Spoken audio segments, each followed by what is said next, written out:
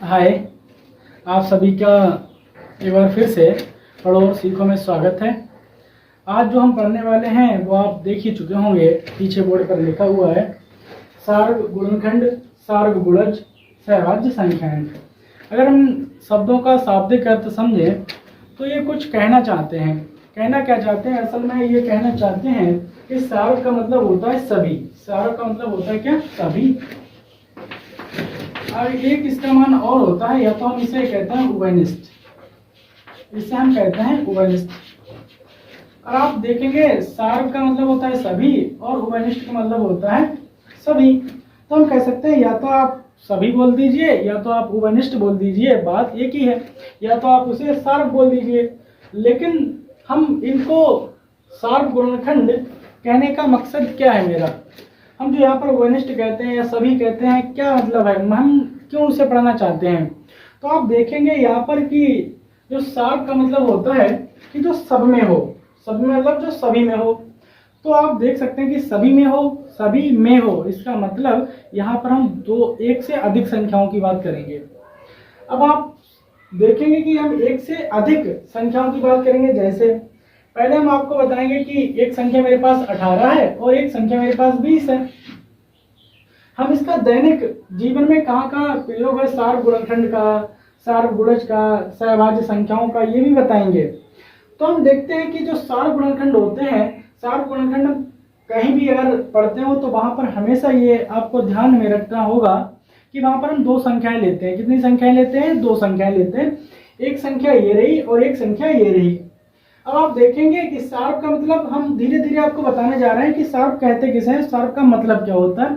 तो मानकर चलते हैं सार्ग गुणनखंड के लिए मैंने दो संख्या ली, एक ये संख्या ले ली और एक ये संख्या ले ली, क्योंकि सार्ग गुणनखंड जो होता है मेरे भाई वो दो संख्याओं में आपके पास, तीन संख्या में, चार संख्या में, पांच संख्या में, तभी आप उसमें बता सकते हैं ये सार्ग गुणनखंड है। आपसे कोई कहता है कि एक संख्या में मुझे बताइए इसके सार्ग गुणनखंड क्या है, तो नहीं बता पाएंगे, मुश्किल बताना हो जाएगा। लेकिन जो सार्ग गुणनखंड होते हैं या फिर सार्ग गुणज होते हैं, ये दो संख्याओं के ही दायरे में आते हैं। तो हम कह सकते हैं कि जो सार्ग गुणनखंड या सार्ग गुणज जो पढ़ेंगे वो हम दो संख्याओं से अधिक पढ़ेंगे या तो फिर दो संख्याओं में पढ़ेंगे, लेकिन कभी भी हम एक संख्या में नहीं पढ़ेंगे। हम देखेंगे धीरे धीरे कि सार्ग का मतलब होता क्या है।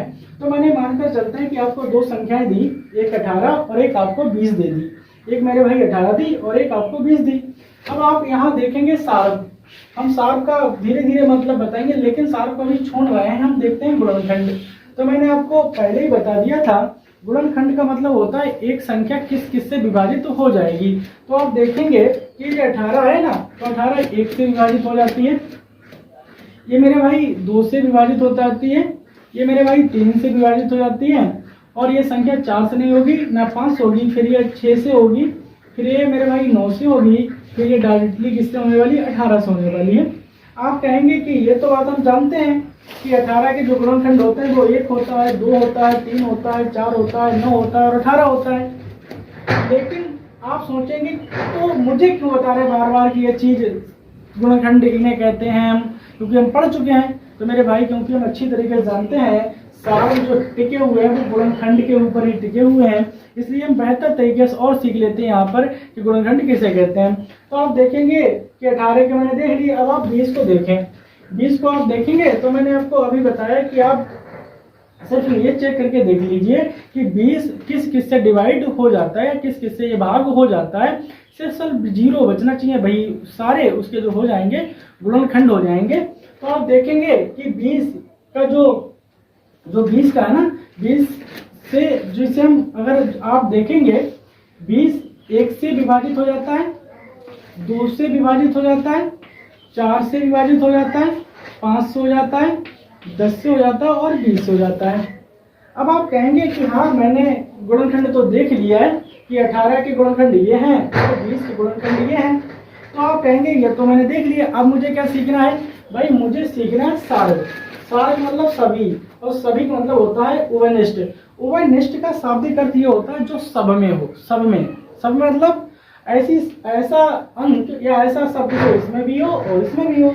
ऐसी संख्या ढूंढो जो इसमें भी मिल जाए और इसमें भी मिल जाए, वही आपका क्या कहलाएगा, उभयनिष्ठ गुणनखंड कहलाएगा। क्या कहलाएगा मेरे भाई, उभयनिष्ठ गुणनखंड कहलाएगा। आप देखेंगे इसमें एक मिल जाता है, इसमें भी एक मिल जाता है, इसमें देखेंगे आप इसमें भी 2 मिलते हैं और इसमें भी 2 मिलते हैं। आप देखेंगे इसमें 6 मिलते हैं लेकिन इसमें कहीं नहीं मिलते हैं। तो आप देखेंगे इसमें 4 मिलते हैं तो इसमें भी 4 कहीं नहीं मिलते हैं। आप देखेंगे यहाँ पर अब ऐसी कोई संख्या नहीं बची है जो हम कह सकते हैं इसमें भी उपस्थित हो और इसमें भी उपस्थित हो। तो हम कह सकते हैं इन दोनों संख्याओं के जो सार्व गुणनखंड होंगे, जो सार्व क्या होंगे मेरे भाई, सार्व गुणनखंड होंगे, वो कौन कौन से होंगे, वो मेरे भाई 1 होगा, मेरे भाई वो 2 होगा और इसके अलावा कोई भी ऐसा नहीं है जो इन दोनों को विभाजित करता हो या भाग देने पर शेष पर 0 बचता हो। तो इन्हीं को हम क्या कहते हैं, इन्हीं को हम उभयनिष्ठ कहते हैं। अब हम आपको आसान शब्दों में अगर बताना चाहें तो आप कह सकते हैं कि 2 संख्याएं आप लें, चाहे 3 संख्याएं लें, चाहे 4 संख्याएं लें। क्या बताया मैंने, आप चाहे 2 संख्याएं लें, 3 संख्याएं लें, चाहे 4 संख्याएं लें, उन संख्याओं के आप फैक्टर कर लें। मतलब कहना मतलब यह है कि उन संख्याओं के आप गुणनखंड कर लें। क्या कर लें आप, गुणनखंड कर लें। जैसे ही आप गुणनखंड करेंगे, प्रत्येक संख्या के अलग अलग गुणनखंड करेंगे, सारे गुणनखंड मैंने कर लिए। फिर आप ये देखें कि कौन सी संख्या ऐसी है जो इसमें भी फंसती है और इसमें भी फंसती है। तो आप देखेंगे एक तो इसमें फंसता ही है, एक इसमें भी फंसता है। तो आप देखेंगे 2 इसमें भी फंसता है और 2 इसमें भी फंसता है। और इसके अलावा यहाँ पर कुछ भी ऐसा नहीं बचा है जो इसमें भी फंसे और इसमें भी फंसे। लेकिन सार्व गुणनखंड ये कहते हैं ऐसा अंक या ऐसी संख्या जो दोनों में फंसता हो, वही हमारा क्या कहलाएगा, वही हमारा कहलाएगा सार्व गुणनखंड, या तो हम कह सकते हैं उभयनिष्ठ गुणनखंड, उभयनिष्ठ गुणनखंड। तो आप देखेंगे कि हमारे पास जो 18 और 20 के उभयनिष्ठ गुणनखंड हुए वो 1 हुआ और 2 हुआ। और एग्जाम्पल ले लेते हैं, जैसे ये थोड़ा सा अगर हम मानकर चलें, सरल है, थोड़ा सा कठिन लेना चाहें तो आप देखेंगे एक हम ले लेते हैं 25 और एक हम ले लेते हैं 35। अब आप देखें भाई जो इसको विभाजित कर देगा वो 1 कर देगा और इसको जो विभाजित कर देगा 5 कर देगा और जो इसको विभाजित कर देगा वो 25 कर देगा। इसके अलावा ऐसा कोई अंक नहीं बना है जो इसको विभाजित कर दे। अब आप देखेंगे इसको 1 विभाजित कर देता है, इसको 5 विभाजित कर देता है, इसको 7 विभाजित कर देता है और इसको डायरेक्टली फिर कौन विभाजित करता है, 35 करता है। तो आप देखेंगे यहाँ पर 25 और 35 के जो गुणनखंड हुए वो 1 हुआ, वो 5 हुआ, वो 25 हुआ। आप देखेंगे यहाँ पर वो 1 हुआ, 5 हुआ और 7 हुआ और 35 हुआ। तो आप देखेंगे कि मैंने आपको अभी बताया है कि सार्व गुणनखंड कहते किसे हैं। तो आप देखकर समझ गए होंगे कि जो मुझे इसमें दिखाई देता है वो 1 दिखाई देता है और जो दिखाई देता है मुझे 5 दिखाई देता है। तो मैंने आपको बताया कि जो दोनों में दिखाई दे, हो सकता है किसी संख्या, चलो मानकर चलते हैं 21 लिए लेते हैं, तो ये 1 से विभाजित होगी, ये 3 से होगी, ये 7 से होगी और ये डायरेक्टली 21 से होगी। तो आप देखेंगे अब मैंने 3 संख्या ले ली, अभी तक मैंने 2 संख्या ली थी, तो देखा मैंने एक इसमें विभाजित था और एक जो 5 थे वो दोनों को विभाजित कर रहा था। तो मैंने बताया इन दोनों संख्याओं के लिए जो उभयनिष्ठ गुणनखंड होंगे वो मेरे भाई 1 होगा और 5 होगा। लेकिन अब मैंने तीसरी संख्या बढ़ा ली, तीसरी संख्या मतलब ये कि तीसरी संख्या लेकर उसके गुणनखंड कर लिए। तो आप देखेंगे 21 का 1 है, 3 है, 7 और 21 है। अब आपसे अगर किसी ने पूछ लिया कि इन तीनों संख्याओं के उभयनिष्ठ गुणनखंड मुझे बताइए क्या होंगे, तो आप देखेंगे यहाँ पर 7 है, लेकिन यहाँ पर भी 7 है, लेकिन यहाँ पर कोई भी ऐसा गुणनखंड नहीं है जो 7 हो, इसलिए हम कह सकते हैं ये गुणनखंड नहीं लिया जाएगा, क्योंकि गुणनखंड वही लिया जाएगा सार्व गुणनखंड में इन तीनों में उपस्थित होगा। तो आप देख सकते हैं एक से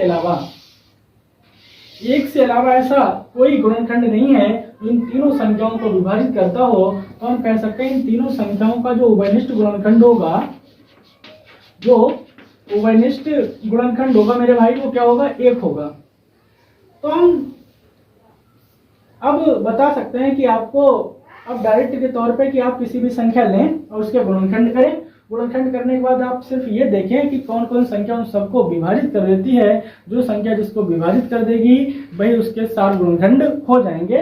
लेकिन ये विशेष बात आपको ध्यान में रखनी होगी कि वो संख्या सब में उपस्थित हो। सब में मतलब इसमें भी हो, इसमें भी हो और इसमें भी हो, तो जो सब में उपस्थित होगा वही आपका क्या कहलाएगा, सार गुणनखंड कहलाएगा। तो हम आपको 4-5 क्वेश्चन देते हैं इसके, आप कर लें घर से और ये देखिए इसके कौन कौन से गुणनखंड होते हैं। तो आप सबसे पहले घर पे 20 के करके देखें और फिर आप 40 के और फिर आप 60 के। तो ये एक तो सवाल ये रहा आपका। दूसरा सवाल आप 35 के करके देखें, आप 7 के करके देखें और आप 49 के करके देखें गुणनखंड। अब आप तीसरा सवाल देखें, 35, 70 और 50, इन तीनों का आप गुणनखंड करके देखें, इसका और इसका। फिर आप इसमें चेक करें कौन से इसमें सार गुणनखंड है या तो फिर नहीं है। अब हम बढ़ते हैं सार्व गुणज की तरफ। सार्व गुणज की तरफ अब हम सार्व गुणनखंड और सार्व गुणज, सार्व गुणनखंड तो मैंने पढ़ लिए। अब जो हम पढ़ने वाले हैं वो सार्व गुणज पढ़ने वाले हैं।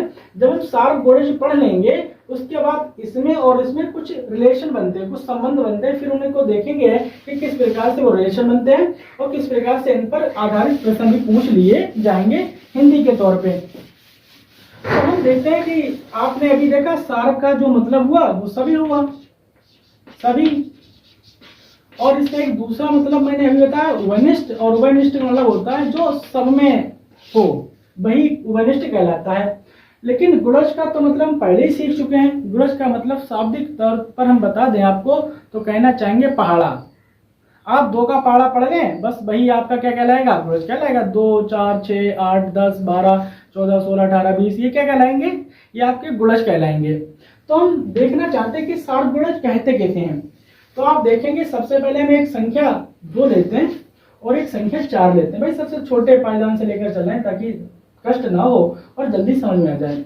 हम देखेंगे 2 के जो गुणज होता है वो एक खुद 2 होता है, फिर 4 होता है मेरे भाई, फिर हम कह सकते हैं 6 होता है, फिर 8 होता है, फिर 10 होता है, फिर 12, फिर 14, फिर 16, फिर 18, फिर 20, फिर 22, फिर 24 और डेड।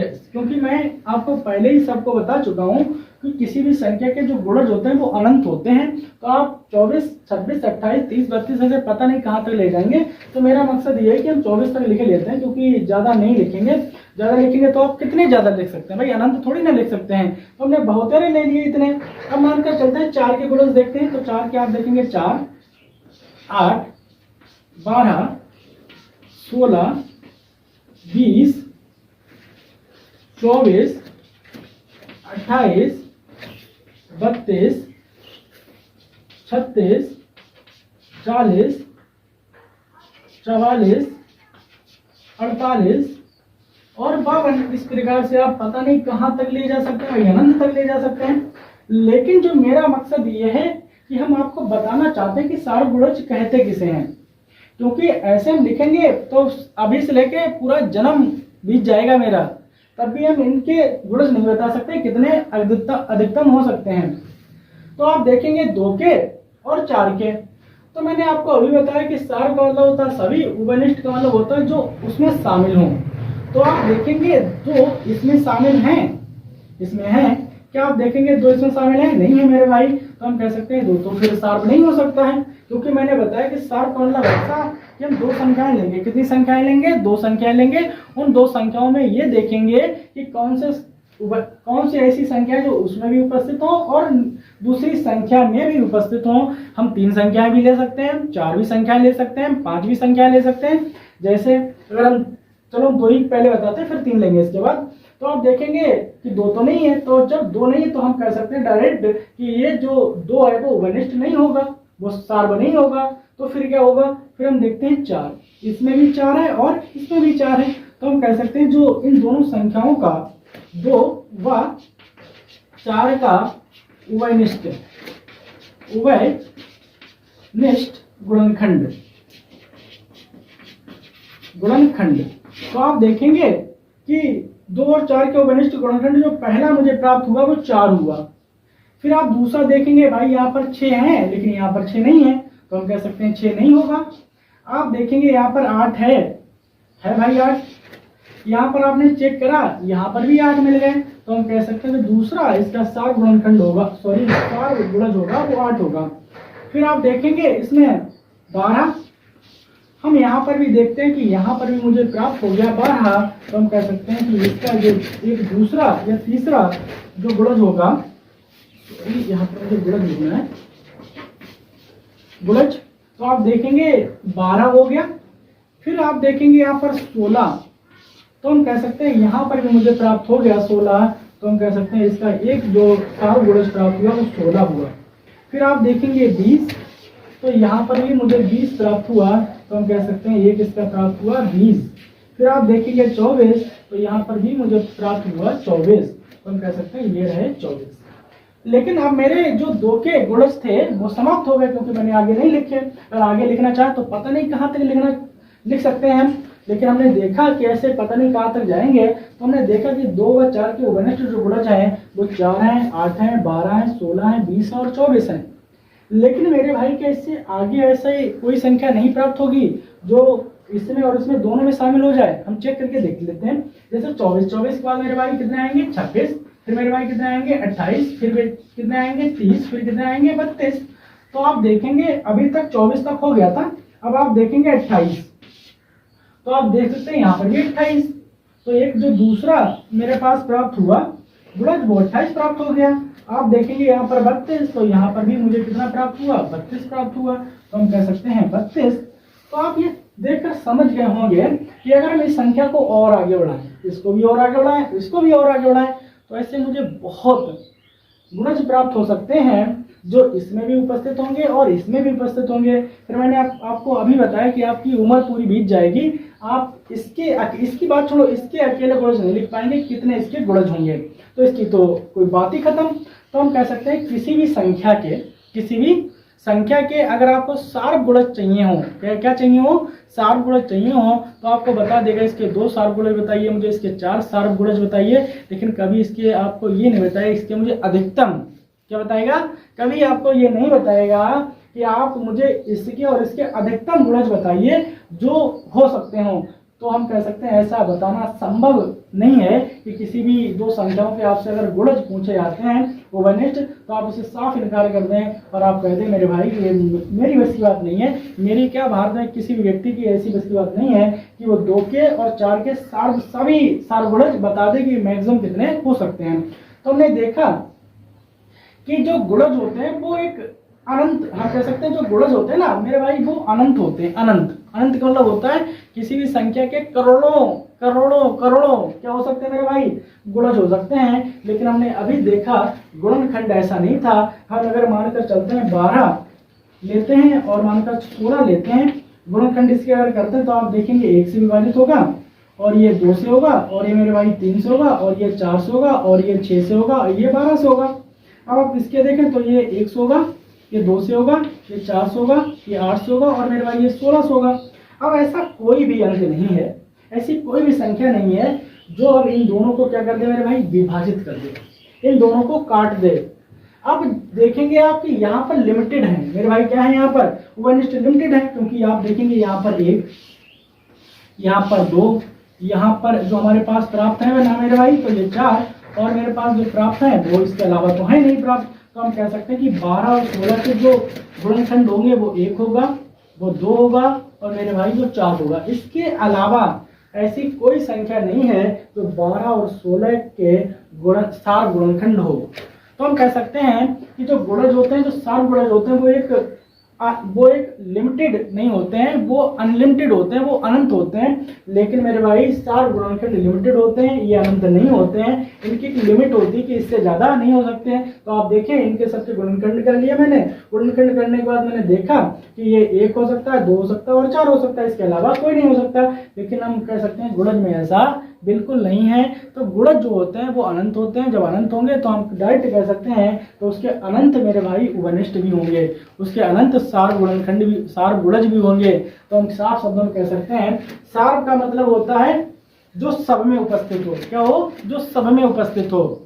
और गुणज का मतलब होता है कि जो पहाड़ा पढ़ा जाता है, किसी भी संख्या का हम जो पहाड़ा पढ़ते हैं वो गुणज कहलाया। उसी अब जो मैंने पहाड़ा जिस संख्या में पढ़ा उसका पढ़ लिया, फिर मैंने दूसरी संख्या ली उसके पहाड़ा पढ़ लिया, फिर मैंने ये देखा उन दोनों संख्याओं में ऐसे कौन कौन सी संख्याएं हैं जो दोनों में उपस्थित हैं। जो दोनों में उपस्थित हैं वही क्या कहलाएंगे? वही आपके सार्व कहलाएंगे।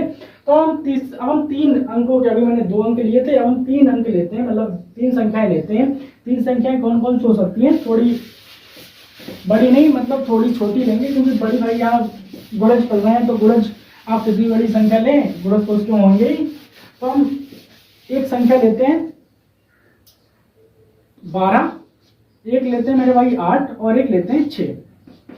अब इन 3 संख्याएं मैंने ली हैं, इन 3 संख्याओं में मुझे ये देखना है मेरे भाई कि इन तीनों में कौन से ऐसे गुणज हैं जो सार्व हैं। तो आप देखेंगे 12 का सबसे छोटा जो होगा वो 12 होगा, फिर आप देखेंगे 24, फिर आप देखेंगे 36, फिर आप देखेंगे मेरे भाई 48, फिर आप देखेंगे 60, फिर आप देखेंगे मेरे भाई 72, फिर आप देखेंगे 84 और डैश पता नहीं कहाँ तक आप देखेंगे इसको।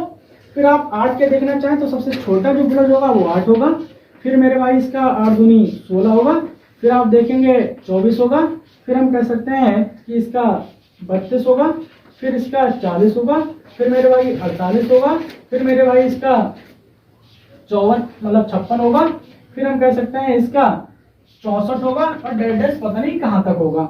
हम 6 के चेक करना चाहें तो हम 6 कह सकते हैं, फिर 12 होगा, फिर मेरे भाई 18 होगा, फिर ये 24 होगा, फिर मेरे भाई ये 30 होगा, फिर ये मेरे भाई 36 होगा, फिर मेरे भाई ये 42 होगा, फिर ये 48 होगा, फिर ये 54 होगा और डैश पता नहीं कहाँ तक, क्योंकि हम अभी इसकी बात कर चुके हैं। क्योंकि जो हमारे पास गुणज होते हैं वो अनलिमिटेड होते हैं, अनंत होते हैं। उनकी आप अगर तुलना करना चाहें किसी भी संख्या की कि इसके कितने अधिकतम गुणज हो सकते हैं तो ये मुमकिन नहीं मेरे भाई, नामुमकिन है किसी भी संख्या के गुणज बताने के लिए। अब यहाँ पर हम ये देखेंगे कि ऐसे कौन से अंक है, ऐसी कौन सी संख्या है जो इन सब में कॉमन है, कॉमन का मतलब उभयनिष्ठ है, या फिर कह सकते हैं जो सार्व है। तो आप देखेंगे सबसे पहले 12। हम क्योंकि मेरे भाई हम सबसे पहले बड़ी संख्या इसलिए देखते हैं क्योंकि बड़ी संख्या जब देखेंगे तो ये वाली संख्या इसमें फंस सकती है, ये वाली संख्या इसमें फंस सकती है, लेकिन कभी भी आप कहें कि 12 8 में फंस जाए, 6 में फंस जाए, ऐसा नहीं हो सकता है। तो हम देखेंगे सबसे पहले 12। तो आप देख सकते हैं यहाँ पर 12 यहाँ पर है, लेकिन यहाँ पर 12 नहीं है ना, तो यहाँ पर 12 है, तो हम कह सकते हैं 12 सार्व गुणज नहीं हो सकता है। आप देखेंगे 24। जैसे ही मैंने 24 देखा, यहाँ पर हम देख लेते हैं, हाँ मुझे खुशी हुई क्योंकि यहाँ भी मुझे 24 मिल गया। अब आप नीचे वाले में देखेंगे, अगर नीचे वाले मिल जाता है तो हम कह सकते हैं 12 8 और 6 का जो सार्व गुणज पहला मुझे प्राप्त हुआ वो 24। तो मेरे भाई मुझे बहुत खुशी हुई क्योंकि तीसरी वाली संख्या में भी मुझे 24 जो प्राप्त हुआ। तो हम कह सकते हैं कि हमारे पास जो 12 8 और 16 के जो सार्व गुणज है उनका पहली जो संख्या है मेरे भाई वो 24 है। फिर आप देखेंगे यहाँ पर 36, तो हम कह सकते हैं यहाँ पर 32 है, तो 36 नहीं है क्योंकि 32 में 8 जोड़ेंगे 40, तो हम कह सकते हैं ये 36 नहीं हो सकती है। फिर हम चेक कर लेते हैं मेरे भाई 48। तो आप देखिए 48 इसमें है, 48 इसमें भी है, लेकिन मेरे भाई 48 इसमें भी मिल गया मुझे। तो हम कह सकते हैं कि जो दूसरा गुणज मुझे प्राप्त हुआ वो 48 प्राप्त हुआ। आप देखेंगे यहाँ पर 72 और यहाँ पर 60 देखेंगे आप, तो यहाँ पर हम कह सकते हैं कि 64 मिल गया, तो ये नहीं हो सकता। फिर आप 72 देखें, 84 देखें, तो आगे इसी प्रकार से आप बहुत दे सकते हैं, लेकिन यहाँ पर मैंने सिर्फ 2 चेक करके देख ली, क्योंकि अब आप आगे खुद कर सकते हैं कि आगे और संख्या लें, इसके गुणज लें 12 के, 18 के और 6 के, फिर आप चेक कर लें कि ऐसे कौन कौन से हैं जो इसमें फंस रहे हैं। जो फंस जाएंगे आपके वही जो कहलाएंगे वो सार्व गुणज कहलाएंगे। तो हम कह सकते हैं कि 12, 8 व 6 के जो सार्व गुणज है मेरे भाई, क्या है सार्व गुणज हैं, वो कौन कौन से हैं? वो 24 हैं और 48 हैं। सार्व गुणज या तो हम कह सकते हैं कि उनको उभयनिष्ठ गुणज। तो हम सीख चुके हैं अब सार्व गुणनखंड, सार्व गुणज। अब जो हम सीखने वाले हैं वो हम सहभाज्य संख्याएं सीखने वाले हैं। सहभाज्य संख्याएं सीखने से पहले हम आपको एक क्वेश्चन बताते हैं। जैसे हम 2 संख्याएं लेते हैं, हम दो संख्याएं लेते हैं और दो संख्याएं लेने के बाद फिर उसमें और एक चीज देखते हैं, आपको देखकर ही समझ में आ जाएगा कि सह अभाज्य संख्याएं कहते किसे हैं। जैसे मैंने एक संख्या 16 ले ली और एक संख्या मेरे भाई 25 ले ली। आप इसके गुणज मतलब कह सकते हैं, इसके आप गुणनखंड करें तो आप इससे जब गुणनखंड करेंगे तो हम कह सकते हैं 1 हुआ और इसका 2 हुआ, इसका 4 हुआ और इसका जो हुआ मेरे भाई वो 8 हुआ और इसका 16 हुआ। आप इसमें देखेंगे इसका 1 हुआ और इसका मेरे भाई 25 हुआ। तो हम कह सकते हैं कि अब आप देखें इसमें कि ऐसे कौन से गुणनखंड हैं जो दोनों में उपस्थित है, जो सार्व हों। तो आप देख सकते हैं कि यहाँ पर एक ही है और कुछ तो है नहीं। हम और संख्या लेते हैं, जैसे हमने मानकर ली एक संख्या 18 और दूसरी संख्या ले ली है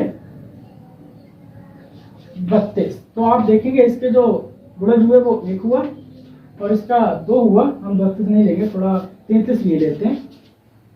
2 हुआ और मेरे भाई इसका 3 हुआ और इसका 6 हुआ और इसका 9 हुआ और इसका मेरे भाई 18 हुआ। इसका आप देखेंगे 1 हुआ और इसका मेरे भाई 11 हुआ और मेरे भाई इसका 3 भी हुआ 1 और इसका 11 भी हुआ और इसके मेरे भाई 33 भी हुआ। तो आप देखेंगे यहाँ पर जो 60 गुणनखंड इसके प्राप्त हुए, मुझे 1 प्राप्त हुआ और मुझे मेरे भाई 3 प्राप्त हुआ और इसके अलावा कुछ भी प्राप्त नहीं हुआ।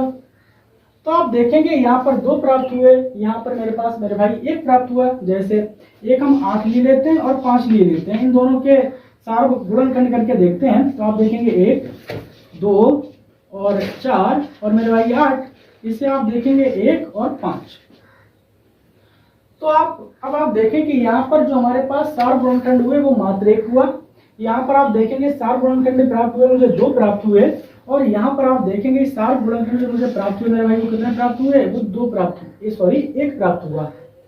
तो हम कह सकते हैं कि सह अभाज्य संख्याएं उनको कहते हैं, सह अभाज्य संख्याएं उनको कहते हैं जिनके गुणनखंड, जिन संख्याओं के गुणनखंड करने पर सार मुझे सिर्फ 1 प्राप्त होता हो। मतलब कहना का ये है कि आप इस संख्या के गुणनखंड कर लें, दूसरी संख्या के गुणनखंड कर लें, तीसरी संख्या के गुणनखंड कर लें, लेकिन उसमें जो सब में कॉमन हो, जो सब में उभयनिष्ठ हो, जो सब में सार्व हो, जो सब में उपस्थित हो, लेकिन वो सिर्फ एक ही उपस्थित हो, एक से अलावा ऐसा ना हो। यहाँ आप देखें, यहाँ 1 भी कॉमन है और 3 भी कॉमन है, लेकिन यहाँ पर सिर्फ 1 है, यहाँ पर भी 1 हो।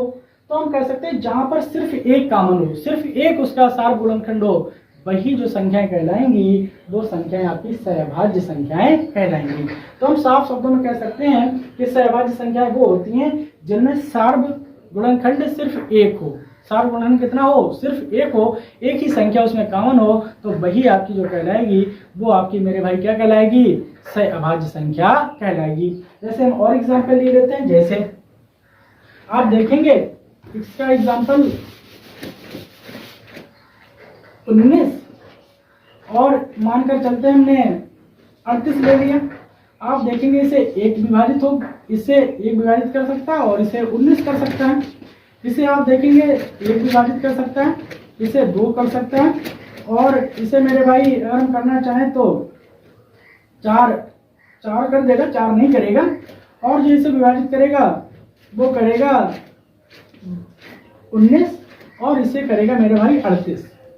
तो आप देख सकते हैं यहाँ पर 1 कॉमन मिल गया और इसे धोखे से भाई 2 संख्याएं कॉमन मिल गई, इसलिए जो ये संख्या 19 और 38 हुई वो सहअभाज्य संख्याएं नहीं हुई।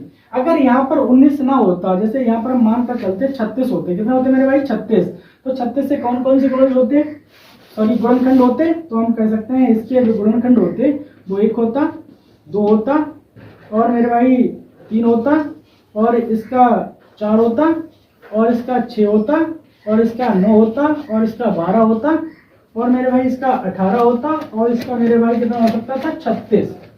अब आप देखें कि 36 के जो मतलब जो गुणनखंड हुए वो इतने हुए, लेकिन आप 19 के देखेंगे गुणनखंड मात्र 2 हुए। तो मैंने आपको अभी बताया है 2 संख्याएं आपके पास हो चाहे 3 संख्या हो, उनमें सिर्फ एक ही हो ऐसा जो सबको विभाजित करता हो और बकाया कोई ऐसी भी संख्या ना उपस्थित होती हो जो इसको भी विभाजित करती हो और इसको भी। जैसे भाई 2 इसको विभाजित करता है लेकिन इसको विभाजित नहीं करता है। तो ऐसे ही हम कहना चाहते हैं कि ऐसा ना हो कि आप 2 संख्याएं लें, उनमें बहुत से गुणनखंड ऐसे मिल जाए वो इसको विभाजित करता हो और इसको विभाजित करता हो, तो वो संख्याएं सहभाज्य संख्याएं नहीं होंगी।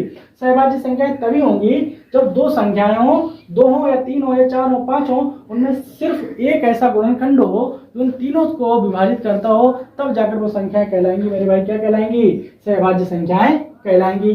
जैसे अगर हम कहना चाहें 12 और 17, तो आप देखेंगे इसे 1 काटेगा, इसे 2 और इसे 3, इसे मेरे भाई 4, इसे 6 और इसे 12, इसे आप देखेंगे मात्र 1 विभाजित कर सकता है और इसे मात्र 17 विभाजित कर सकता है।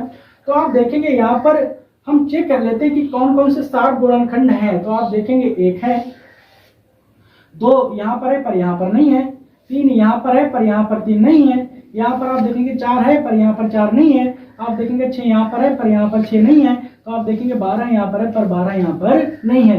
तो हम कह सकते हैं ये संख्या जो आपकी कहलाएगी 12 और 17, ये जो आपकी कहलाएगी मेरे भाई सहअभाज्य संख्याएं कहलाएगी। क्या कहलाएंगी? सहअभाज्य संख्याएं कहलाएंगी। तो हम अब सोच सकते हैं, ये मान सकते हैं कि आज आपने सीख लिया है सार्व गुणनखंड किसे कहते हैं, सार्व गुणज किसे कहते हैं, सहअभाज्य संख्याएं किसे कहते हैं। सार का मतलब होता है सभी या तो फिर उभयनिष्ठ जो समय उपस्थित हो, और सार्व जो यहाँ है, फिर गुणनखंड वही होते हैं जो हम अभी तक सीखते आए हैं, गुणज वही होते हैं जो अभी तक हम सीखते आए हैं। तो अब आपको भरोसा हो गया होगा कि अब जो क्वेश्चन इन पर अगर आते हैं तो आप बहुत ही आसानी से कर सकते हैं। तो अब आप इसी प्रकार मेरे साथ बने रहिएगा, कल हम आपको इसी टाइम मिलेंगे। लेकिन मेरे भाई आप अपने दोस्तों मेरा चैनल जरूर शेयर करें और ये चैनल को सब्सक्राइब करें, धीरे धीरे आपको मैथ आ जाएगा। चलो आज हम चलते हैं। जय हिंद, जय भारत।